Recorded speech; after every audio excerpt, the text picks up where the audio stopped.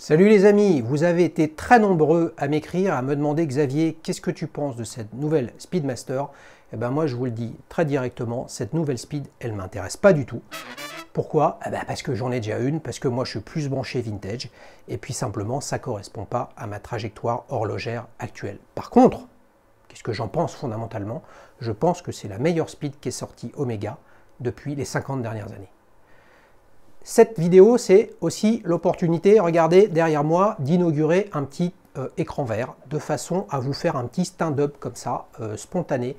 Je sais de ce dont je vais vous parler, mais vous allez voir, il n'y a pas de cut, parce que simplement, je partage avec vous de la passion. J'ai rien à vous vendre, d'accord? C'est pas une chaîne de téléachat, j'ai rien d'écrit. Le sujet, c'est de partager avec vous de la passion. Et sur le point de la Speedmaster, l'objectif, il est très simple, c'est qui et pourquoi serait intéressé par cette nouvelle Speed. Alors pour faire ça, j'ai fait plusieurs choses. Je suis allé la voir en boutique, déjà c'est une bonne nouvelle, on peut la voir. Et j'ai demandé aux invités de la chaîne qui avaient déjà présenté des Speedmaster de me dire ce qu'ils en pensent. Et enfin, je me suis mis à la place de ceux qui n'ont pas de Speed et qui pourraient être intéressés par cette Speed, mais ils ne le savent pas forcément. Et puis ceux qui voulaient en acheter une et puis se retrouver, ou en tout cas ils se retrouvent face à un dilemme aujourd'hui, waouh, je voulais m'acheter une Speed et tout d'un coup elle a pris 1200 balles et ça c'est quand même un peu chaud. On passe rapidement les amis, vous allez sur le site d'Omega, tout est écrit. Qu'est-ce qui caractérise cette nouvelle Speed par rapport à l'ancienne? On va faire simple, globalement en termes de look et en termes de forme et de design, c'est une réédition de la 105-12. La 105-12, c'est le modèle qu'avait Buzz Aldrin lorsqu'il est allé sur la Lune. Le cadran, par rapport à la version précédente, la 1861, il y a un cadran step dial avec une petite marche au niveau du chemin de fer des secondes. Il y a un logo en applique. Il y a une lunette tachymétrique. Vous savez, quand vous faites, vous voulez calculer votre vitesse avec entre chaque borne kilométrique, eh bien, il s'avère que si vous faites 40 secondes pour faire 1 km, eh bien vous arrivez tout simplement en face de l'index 90. Et le petit plot qui est à côté du 90, eh bien, il n'est pas à côté, il est au-dessus. La belle histoire. Je pense que la belle histoire qu'il y a là derrière, c'est qu'il y a plein de petites choses, des points de détail qui font que Omega est revenu vraiment au style, au look, au design de la première Moonwatch. La première montre qui est allée sur la Lune, la 105-12. La 145-12 également y est allée. Elle était au poignet de Michael Collins, qui lui n'est pas allé avec Apollo 11 marcher sur la Lune, mais qui avait une 145-12 et après d'autres l'ont utilisée. Et il s'avère que moi, j'ai une 145-022 de 1970 qui est très proche de la Speed actuelle, avant qu'il n'y ait la nouvelle, à savoir pas le calibre d'origine 321, un logo en applique, un logo imprimé pardon et pas en applique, et puis une lunette qui est un petit pouillème différent, mais qui n'est pas le fameux Dot over 90. Donc Omega nous vend quoi avec cette Speed? Une réédition en termes de look. C'est sympa. Ça correspond en fait exactement et à tout point de vue à l'Omega 50e anniversaire de l'alunissage en or qui est sorti il y a l'année dernière, en fait il y a 2 ans, en 2019. Donc c'est quoi la nouveauté? Cette nouvelle Speed, en fait, il y en a 3, hein, pour faire simple. Il y a un nouveau calibre. Enfin, il était temps. Hein, l'échappement coaxial d'Omega a été lancé en 1995. En 2005, la première Speedmaster, pas une Moonwatch, hein, c'est-à-dire une montre différente en termes de look, avec une fonctionnalité GMT était équipée d'un échappement coaxial. Enfin, la Speed, le navire amiral d'Omega, intègre le top du top de la R&D horlogère d'Omega. Franchement, ça fait du bien, ça permet de projeter la montre dans l'avenir et de se dire, on n'achète pas un truc désuet. Et vous voyez la différence entre l'héritage et le côté désuet? Et ben, c'est pour ça que je vous dis que cette Speed, elle est super, c'est que d'un côté, vous avez fondamentalement tous les attributs de l'histoire de cette Moonwatch, et de l'autre côté, le top de la nouveauté, le top de la R&D, ce sur quoi va être construit les futures innovations horlogères d'Omega. Donc, un nouveau calibre. Quoi d'autre? Un nouveau bracelet. Bon, sur le papier, un nouveau bracelet, il ne faut quand même pas déconner. Hein. Je vous rappelle que dans le label Swissmed qui a été créé en 71, le bracelet, il n'est pas du tout dedans. Hein. Donc pendant des années et des années, il y avait des fabricants de bracelets qui petit à petit ont été rachetés par une manufacture horlogère, mais c'est quand même pas le cœur d'une montre. Donc ce bracelet, vu comme ça, avant que je ne l'essaye, bon, bah, c'est un autre bracelet qui a comme vertu de ressembler au bracelet, non pas historique, hein, mais au bracelet de la 145-22, tel que je peux l'avoir, donc plutôt un bracelet vintage. Très bonne surprise, il est très fin. Au niveau du poignet, c'est beaucoup plus fin que la version 1861. Et là, vous avez plus de finesse, vous avez une montre qui fait un petit peu moins massive, parce que le précédent bracelet, vous pouvez donner le sentiment d'avoir une sorte de bandeau. Il n'y a pas de réglage fin. Franchement, si on veut se prendre la tête et faire une version capillotractée, on peut aller sur ces sujets-là, comme sur la réserve de marche qui n'est que de 50 heures du calibre. Franchement, les amis, réserve de marche sur un mouvement mécanique, vous êtes à 48 heures, à 50 heures ou à 60 heures, de toute façon, il faut la remonter. Donc on a une speed, première nouveauté, le calibre, deuxième nouveauté, le bracelet, troisième nouveauté, et pas des moindres, le prix. Et ouais, elles ont pris 1200 balles. Donc une version vert saphir et fond de boîte saphir, on est quand même à 1200 € de plus, donc on est à 7000 €. Bon, avec tout ça, c'est bien. Mais qu'est-ce qu'on peut se dire? Il faut essayer de se mettre à la place des différentes personnes concernées par la situation. Les fans de speed et les possesseurs de speed, pour faire simple, ceux qui voulaient en acheter une et qui se retrouvent avec une nouveauté qui coûte 1200 balles de plus, et ceux qui ne savent pas mais qui en achèteront une. Donc j'ai commencé par interroger les invités de la chaîne qui sont venus nous raconter leur speed à eux. Et ouais, leur speed à eux. Vous savez qu'avoir le point de vue sur une montre, on peut lire la documentation, mais ce qui est intéressant, c'est d'avoir le feedback des personnes. On commence par Pierre. Vous vous souvenez, Pierre, c'est le premier épisode de la saison 2 de Petite Montre entre amis. C'est un fan absolu d'aéronautique et d'aérospatiale, tout autant que de montres. Et lui, il a une Speedmaster Gemini 6 avec le blason de la mission Gemini 6 qui était antérieure à Apollo. Bon. C'est un fan d'aéronautique, ce qu'il recherche c'est ça. Donc quand il voit aujourd'hui que Omega surfe et essaye de resservir l'histoire horlogère de la Moonwatch avec une montre qui est certifiée, qui est professionnelle, qui est ce qu'on veut, etc., alors qu'il n'y a plus un astronaute qui part dans l'espace avec cette montre, ça l'intéresse pas beaucoup. Donc mécaniquement, lui, il ne se sent pas trop concerné. Pareil d'un point de vue calibre, il est content pour la partie R&D, etc. Mais là, on s'éloigne vraiment des calibres historiques. Donc lui n'est pas intéressé, mais c'est normal, c'est plutôt une bonne chose, il en a déjà une de speed, il a son ADN personnel, et il se reconnaît là-dedans dans l'astronautique, donc simplement, qu'est-ce qu'il rajoute pour terminer? Il dit au prix où c'est vendu à 7000 balles, je préfère aller chercher une 145-22 par exemple, comme celle que j'ai achetée pour Marie, dans la série Watch Out. Je vous invite à la regarder, bien évidemment, si vous ne l'avez pas vue. Julien, lui, il a une Speed Cappuccino. Julien, ce qui l'intéresse, c'est le look, c'est le design. Ce qu'il y a à l'intérieur en termes de calibre, ça lui fait ni chaud ni froid. Donc pour lui, cette nouvelle Speed, il voit qu'il y a un nouveau calibre, donc il bosse dans l'industrie, donc il se rend compte de ce que c'est en termes d'investissement, de projection dans le temps. Et il a un petit poignet. Ce qui l'intéresse lui, souvenez-vous, la Cappuccino fait 38 mm, donc de toute façon, cette Speed Moonwatch, je vous le rappelle, des speeds, il y en a plein, hein.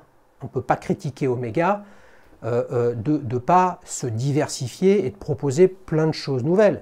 Mais d'un autre côté, vous allez peut-être vous dire, ouais, mais 1200 balles de plus pour un calibre qui finalement ne change pas grand-chose et puis un bracelet, c'est fort de café. Attendez, soit ils font pas assez, soit ils font trop. Mais aujourd'hui, s'il y a bien un modèle de montre qui a un nom qui s'appelle Speedmaster et qui a été décliné dans tous les sens, des séries limitées Moonwatch, la 35e anniversaire par exemple, une tuerie, cadran panda, enfin cadran blanc sous cadran noir, 25 juillet 69, absolument magnifique. Vous avez les Speedmaster MK2 sortis en 69, MK3 en 71, 125e anniversaire. Si vous êtes branché années 70, là vous allez vous régaler. Mais ce n'est pas vraiment des Moonwatch, celle-là. D'accord? Donc Julien, lui, bof. J'ai posé la question à Hugues. Hugues, vous vous souvenez, c'est à lui que j'ai acheté la Speedmaster dans la série Watch Out. Il a aussi, de son côté, une 1861, c'est-à-dire l'ancien modèle. Pas le dernier modèle, l'ancien modèle. Bon, lui, il a plus une approche business dans cette affaire. Lui, il se dit, mais c'est très bien, il y a une vraie différence entre le 1861 et le 3861, il y a une différence de calibre, il y a une différence de design, il y a une différence de prix, ça va donner de la valeur à ma Speed, et en plus, ma Speed, c'est ma Speed! Et ouais, les amis, donc lui, c'est pareil, est-ce qu'il va franchir le pas? Non, Et c'est vrai qu'on peut se poser la question, est-ce qu'Omega cible comme acheteur potentiel ceux qui ont déjà des speeds pour qu'ils en changent ou alors qu'ils augmentent leur collection? Franchement, ça c'est un business à la marge. Donc qu'est-ce qu'il y a comme acheteur potentiel? Bah vous les amis, vous qui n'avez pas de speed.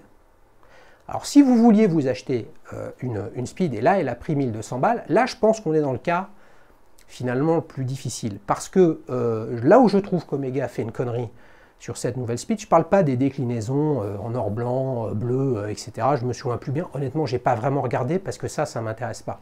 Mais nous vendre l'histoire de la 105-12, les origines de la Moonwatch, pour au final nous dire, ah ben, si tu ne prends pas la version Saphir, tu n'as pas le logo en applique, bah, je suis désolé, mais la grande différence entre une 105-12 et 145-12, hein, et celle que j'ai moi, la 145-22, le truc le plus visible, c'est le logo qui est imprimé et qui n'est pas en applique. Alors les amis, si vous voulez creuser ce point-là, je vous invite à revoir l'épisode 2 de Watch Out avec Olivier, que je n'ai pas réussi à avoir, mais qui est un collectionneur de speed. Donc lui, je suis à peu près sûr qu'il m'aurait dit que ça ne l'intéresse pas, parce que ce qui l'intéresse, ce sont les modèles anciens. Mais si vous voulez creuser aussi, franchement, faites-vous un cadeau, Moonwatch Only, la Bible du collectionneur, où là, même l'angstrom de trucs de différence que même au microscope vous ne voyez pas, eh bien ils ont décrypté tout ça sur toutes les Speedmaster, et vous verrez qu'en fait, dans les 145-022, comme la mienne, il y en a aussi qui ont des cadrans en applique, mais parce qu'en fait, c'était les cadrans de la 145-12, et il leur en restait 145-12 qui étaient équipés du calibre 321, et comme il en restait, bah, ils les ont emboîtés tout simplement dans des 145-022. Donc parfois, vous pouvez avoir une 145-022 en logo en applique, alors que vous vous dites comme ça, c'est une 145-12. Voilà. Comment vérifier? Bah, le calibre à l'intérieur n'est pas le même, tout simplement. Donc, si vous avez envie de vous acheter une speed, bah là, vous avez un dilemme face à vous. Donc ce dilemme-là, vous pourrez ne le résoudre que d'une seule façon, en allant l'essayer. Et comme il reste encore des speeds anciens modèles au catalogue et probablement en boutique, essayez-la, regardez-la, etc. Vous ne faites pas tromper par un truc tout con, ce qui est nouveau est toujours mieux. Ça, c'est faux. Hein. Vous voyez les bagnoles, je veux dire, on est à la Golf combien? Golf 5, Golf 6, Golf 7, pareil pour la Clio, etc. La nouvelle n'est pas forcément mieux. Le constructeur, le fabricant, il essaye de faire progresser les choses. Mais c'est vrai que si vous vous interrogez et que vous vous dites, mais attends, à 7000 balles ou à 5008, certes, ça fait 1200 € d'écart, mais dans les deux cas, c'est pas l'heure que j'achète autre chose. Bah, si cette speed, vous vous dites, mais ouais, mais moi, ce qui me branche quand même, c'est cette grande conquête humaine, peut-être la plus grande de tous les temps, aller marcher sur un autre astre. Vous vous rendez compte du truc de malade? Bah, cette speed, elle est pour vous. C'est en ce sens où moi, je trouve que c'est la meilleure. Parce que c'est la meilleure qu'ils aient faite depuis la 145-022. Puisque la 145-12, elle ressemblait à la 105-12, de toute façon. Donc là, vous avez le passé et le futur. Et donc, vous avez votre trajectoire à vous, votre poésie, votre roman personnel à écrire. Et c'est là où ça me chagrine, c'est que la version Exalite, qui est plus sympa, hein, puisqu'il y a des reflets qui ne sont pas du tout les mêmes, l'ambiance n'est pas la même, ça brille moins, d'accord? Vous avez le fond de boîte qui est plein, je ne me souviens pas des gravures, et puis honnêtement, je m'en fous de cette partie-là. Mais il y a des petits détails aussi pour les aficionados où on peut regarder. Ce qui est dommage avec la version Exalite, c'est que le logo soit en applique, puisque pour le coup, toute l'histoire que nous raconte Omega sur « Ah la vache, on est revenu aux origines », c'est quand même un peu dommage pour un logo en applique qui doit coûter quelques euros, et encore, je suis gentil. Je pense que c'est plus là une opération business de repositionnement de la speed sur le marché. Et c'est là où on touche à la question de si vous aviez jamais eu envie d'acheter une speed et que vous vous interrogez et que vous avez envie d'acheter une montre conquête humaine avec un beau pédigré, avec une histoire où il s'est passé quelque chose. Une tool watch entre guillemets, c'est-à-dire à un moment cette montre elle était faite pour être utilisée pour faire des choses. Alors qu'aujourd'hui une montre c'est pas utilisé pour faire des trucs, une montre ça sert à rien. Je veux dire ça sert émotionnellement. Ça nous transporte, ça nous fait rêver, mais en termes d'usage, ça ne sert pas à grand-chose. Et ben, je pense que 7000 balles. D'abord, c'est justifié par Omega en disant j'ai mis mon calibre top du top à l'intérieur avec l'échappement coaxial, avec la partie anti-magnétique à 15 000 Gauss, avec la certification chronométrie METAS qui, à ce jour, Omega est le seul à l'utiliser, donc c'est quasiment leur certification. Eh bien, cet acheteur, qui sait, celui qui ne sait pas s'il va acheter une Speed n'importe où dans le monde là, mais pour moi, le sujet, c'est clairement la Speedmaster nouvelle version, c'est la concurrente de la Submariner. Le sujet, c'est pas être montre de plongée, étanche, automatique, etc. Alors que l'autre, c'est un chrono, ça n'a rien à voir, etc. Vous pouvez me dire ce que je délire. Je pense simplement qu'en termes de business, quand on cherche une montre à connotation conquête humaine, il y a d'autres solutions, il y a d'autres opportunités, mais on est quand même sur deux gros blockbusters, la Submariner et la Speedmaster. En tout cas, c'est mon avis. Donc cette nouvelle Speed, elle est passée de la montre conquête humaine la plus accessible sur le marché, à moins de 5000 balles en version Exalite, à une montre qui s'est embourgeoisée en termes de prix, mais qui clairement répond à la problématique du marché. Et justement, j'y viens à la problématique du marché, c'est que c'est la guerre des calibres.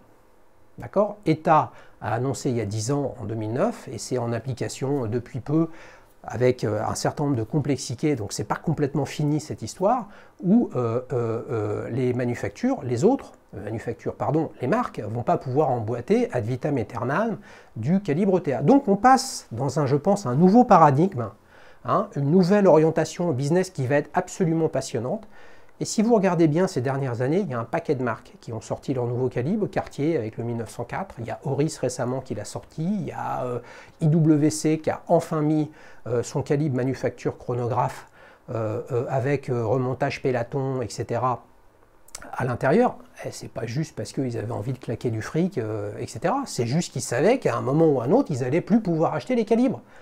Donc, on rentre dans une phase de marché où la marque suisse qui vous vend son modèle en disant il y a un mouvement suisse à l'intérieur et donc avec toute la qualité que ça signifie dans la réalité et puis aussi en termes de valeur perçue, d'accord ? Eh bien ce monde-là, il est terminé. Donc forcément, Omega, hein, c'est le navire amiral de Swatch Group, hein. ETA, c'est la partie calibre de Swatch Group, bah, Omega échappe pas à la règle. Donc je mets mon nouveau calibre, je le fais savoir, je positionne mon produit différemment et j'augmente les prix.